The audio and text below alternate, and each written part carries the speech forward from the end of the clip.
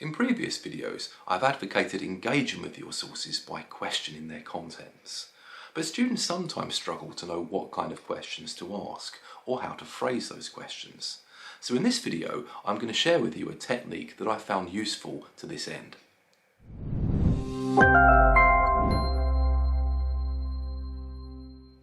Before we go any further, if you're interested in how psychology can help you study more effectively, then you've come to the right place because that's what the channel's all about. It would really help me develop new content if you'd be kind enough to click on the subscribe button and turn on the notifications so you know when I post new content. Now, back to the topic of the video. Dietz-Uhler and Lanter in 2009 developed the 4-question technique, which you might find really helpful when it comes to interrogating your sources. In this technique, you ask 4 different types of questions about the part of the source that you're currently reading.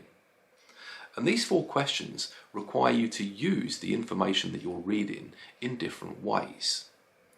Engaging with these different types of questions means that you'll be using study practices that will help you remember the material that you're reading.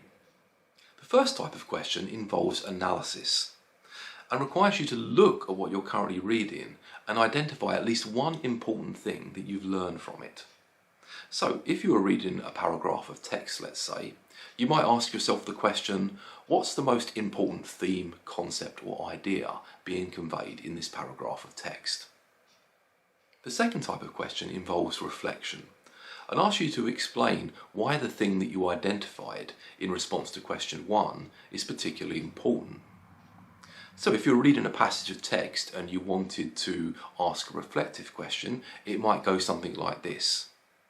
Why do I think that this particular theme, concept or idea is particularly important? The third type of question involves relating, which is all about integrating your new knowledge with what you already know. Generally, this can be done in 2 ways.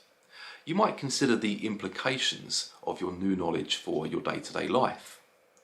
Or you might more directly consider how your new knowledge fits in with existing knowledge about that topic.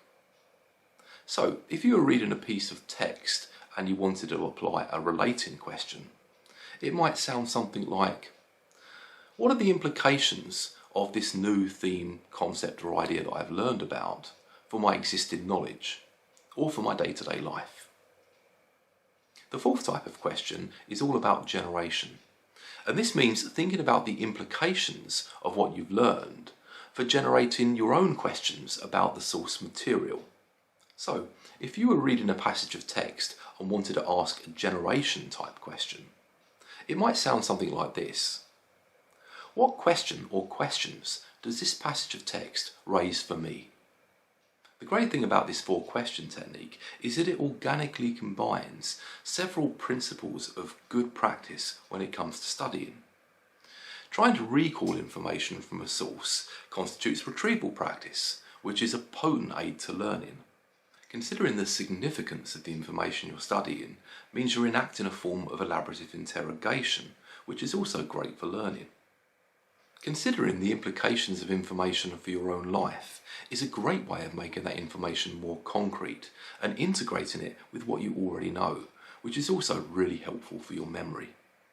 Finally, considering the questions that come to mind having learned something new is once again enacting elaborative interrogation and is also giving you a good basis for further examination of that material. One important thing to bear in mind when you're using any kind of questioning or elaborative technique when studying is to apply that technique to a manageable amount of material, for example a paragraph at a time. If you try and interrogate too much material at once, the chances are you'll just get overwhelmed and spread yourself too thinly and thus undermine the effectiveness of your efforts. So always break down your source into smaller sections. Apply the 4-question technique to each section sequentially, making sure that you can answer all 4 questions about a particular section satisfactorily before moving on to the next section. I hope you found this video helpful. If so, please do hit the like button. If you're interested in how psychology can help you study more effectively, then why not subscribe to the channel and turn on the notifications so you know when I post new content. Thanks very much.